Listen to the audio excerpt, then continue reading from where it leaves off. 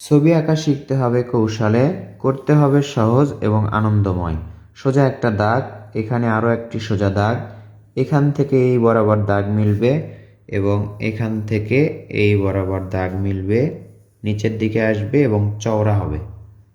এবার এই দাগটা দেখুন আমরা ডাবল করে দিব, নিচের দিকে যত আসবে দাগটি কিন্তু ততই চওড়া হবে।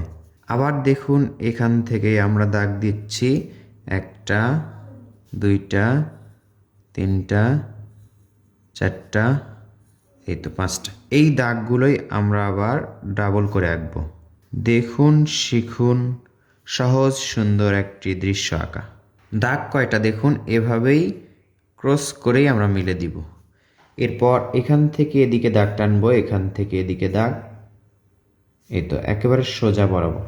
নিচের পিলারগুলোতে আমরা হালকা করে পেন্সিলের শেড দিচ্ছি, গাঢ় থেকে হালকা।